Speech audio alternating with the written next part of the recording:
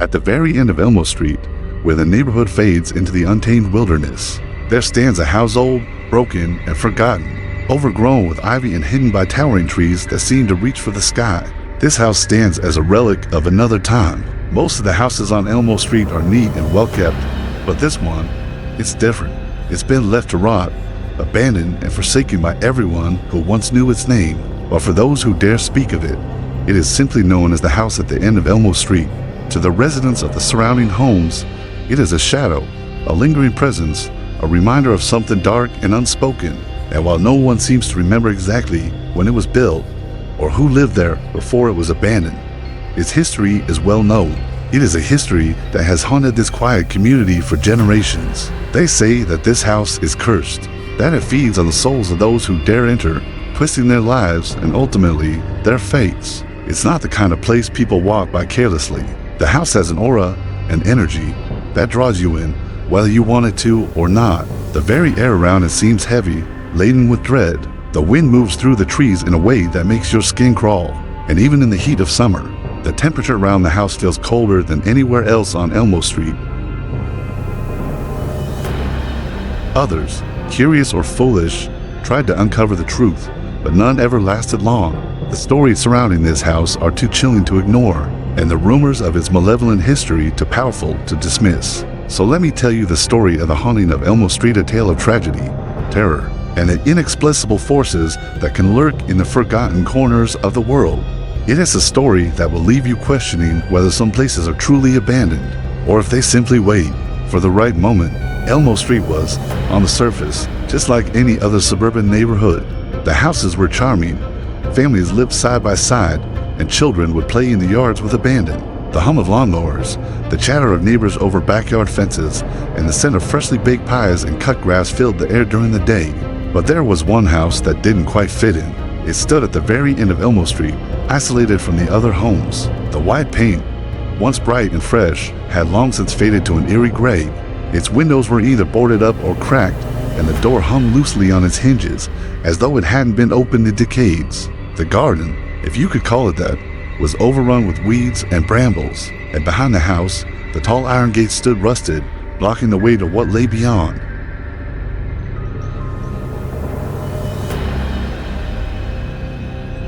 But the truth was far more terrifying than any rumor. In the early 1950s, the house was still inhabited.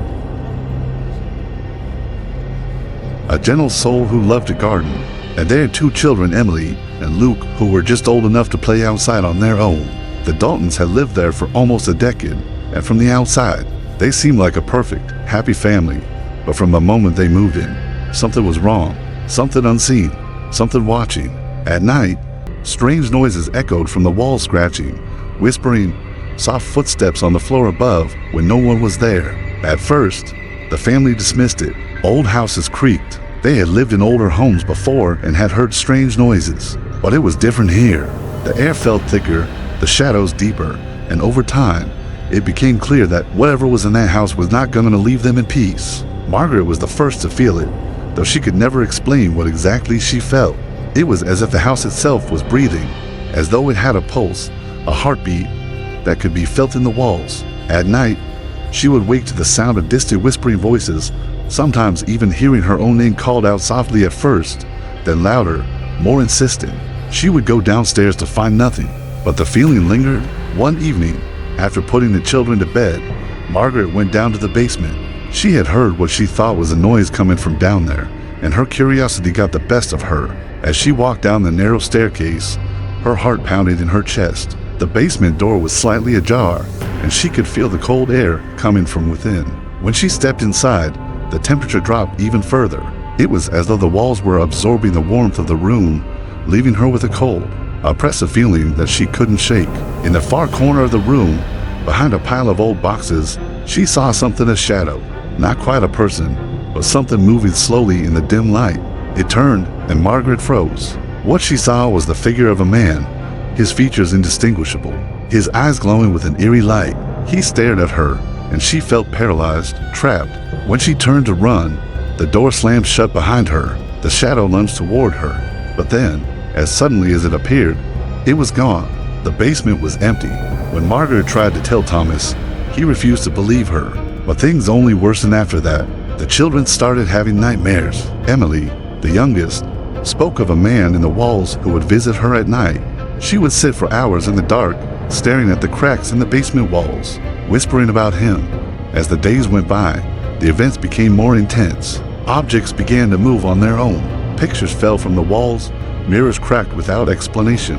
The whispers grew louder, turning into screams of pain, of torment, of something ancient and bitter.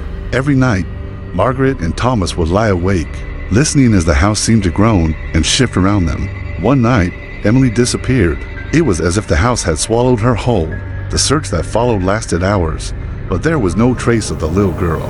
Then, just as suddenly as she had vanished, Emily was found standing in the basement, staring blankly at the wall, her eyes wide and unblinking. Her skin was cold to the touch, and her once vibrant eyes were now dull, lifeless. That was the breaking point for the Daltons. The house had claimed its first victim, and they were no longer willing to stay.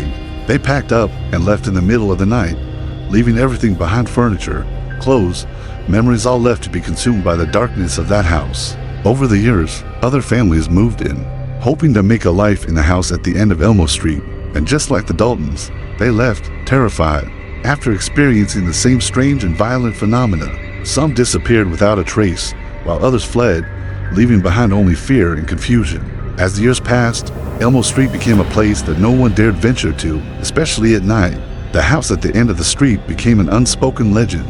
It was a place that lived only in whispers. The neighborhood children dared each other to go as far as the rusty iron gate, but none would step foot closer.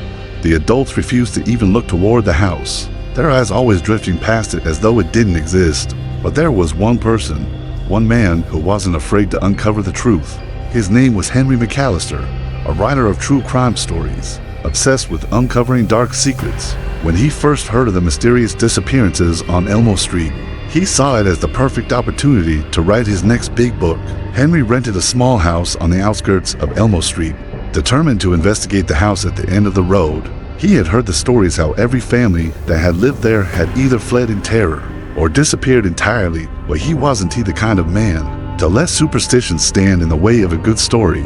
He spent his days talking to the locals, digging through old town records, and piecing together the history of the Dalton family. What he uncovered was disturbing. The Daltons weren't the first family to suffer from the house's curse. Long before them, there were other families, each one mysteriously vanishing, leaving behind only questions. In his research, Henry discovered that the house was built in the early 1900s. The land it sat on had once been home to an old church and abandoned church that had burned down under mysterious circumstances. Some locals believed that the fire had been a result of a violent religious dispute, but others whispered of darker forces at place sacrifices, rituals, and an ancient evil that had long been buried under the foundations of the building. The church had been reduced to ashes, but what remained was a sinister presence that clung to the land. Henry's obsession with the house grew, and despite the warnings of the locals, he set out to explore it for himself. It was late autumn, the sky a dark gray, and the wind had picked up, carrying with it a strange chill that seemed to get colder the closer he got to the house. The old iron gate creaked as he pushed it open, the sound echoing in the silence of the night. As Henry approached the house, the ground beneath his feet felt unstable, as though it were shifting under his weight. He hesitated for a moment, looking at the broken windows that seemed to watch him, waiting. He had read all the stories, heard the legends, but now, standing there, he could feel the weight of something ancient pressing down on him. Without turning back, he walked toward the front door. It stood ajar, as though inviting him in. He stepped inside, the floorboards creaking beneath his feet as he entered the hallway. The air was thick with dust and the smell of decay. His flashlight flickered as he moved deeper into the house, illuminating the rooms filled with shattered furniture, broken mirrors, and remnants of the past. In one of the rooms, he found an old family portrait, the faces of the Dalton family staring back at him. Their smiles were forced, and their eyes seemed hollow, as though they knew something he did not. There was something off about the way they looked, the way their eyes followed him, even in the stillness of the photograph. Suddenly, he heard a soft creaking sound behind him. He spun around, flashlight in hand, but found nothing.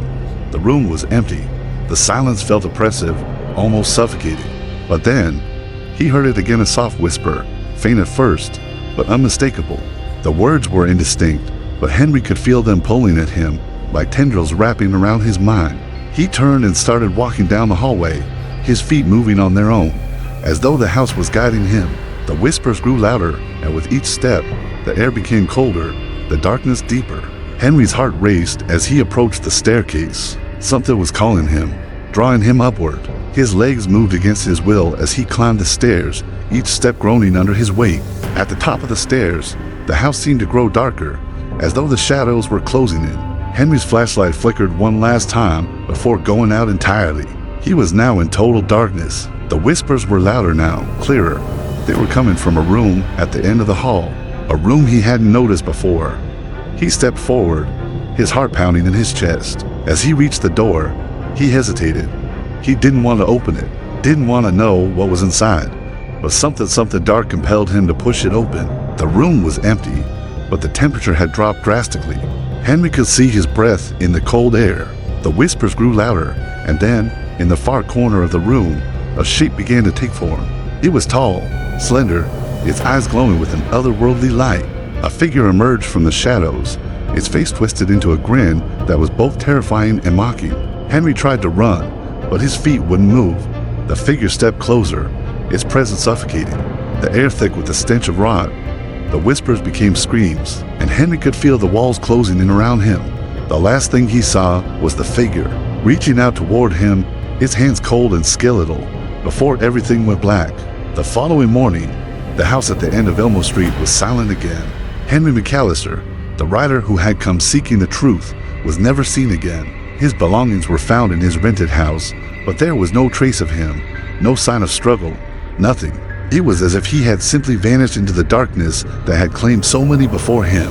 The neighborhood, as it always had, moved on, but there was an undeniable change in the air.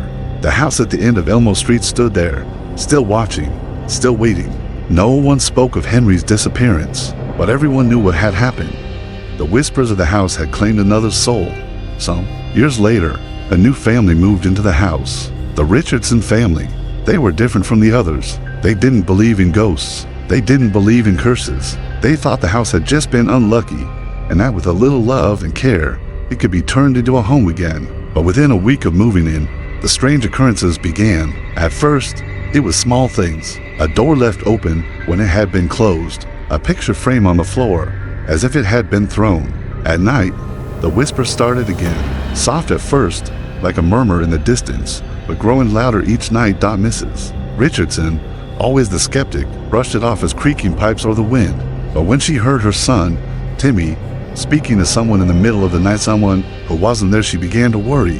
The following night, as she lay in bed, trying to block out the sounds of the house groaning and shifting, she heard something that made her blood run cold. A voice, unmistakably clear, whispering her name. Margaret. Her heart stopped. Margaret Richardson. She had never told anyone. Her name was Margaret, not even the movers. She leapt out of bed and rushed into Timmy's room, only to find him standing by the window, staring outside with wide, unblinking eyes. Timmy turned to her, his voice hollow and distant. "He's coming, Mom. The man. He's coming for us." Terrified, Margaret grabbed her son and fled the house, just as the first streaks of dawn began to break through the darkness. But she could already feel it, the air thickening around her, as if the house was trying to pull her back. The whispers were growing louder, more urgent, and as she reached the street, she saw something that froze her to the core. The windows of the house had all turned black, the shadows inside moving as though something was watching her, waiting. Margaret never went back to Elmo Street. She packed her things and moved far away, leaving behind everything. The house had claimed another family, as it always did, but the curse was far from over. Over the next several years, the house at the end of Elmo Street became a place of legend. Some said that if you looked at it for too long, you would begin to hear the whispers. Others swore that if you knocked on the door at midnight, the shadows would answer. People spoke of the house as though it was a living thing, something that was both part of Elmo Street and something that existed outside of time itself. Some say the house still stands, a decaying monument to all that is forgotten. Others say it has vanished into the darkness, taking with it the souls of those who dared to live there. But one thing is certain, the house will always be there, always watching, always waiting. So if you ever find yourself walking down Elmo Street, don't look at the house at the end. Don't listen to the whispers that call your name. Just keep walking, and whatever you do, don't turn back. But if you do, if you dare to look, you might see something that no one should ever see. A figure in the window, a face that watches you from the shadows. And you might hear the whispers telling you that you're next. Because once you've heard the whispers, once the house has noticed you, there's no escape. You will be marked by the curse of Elmo Street.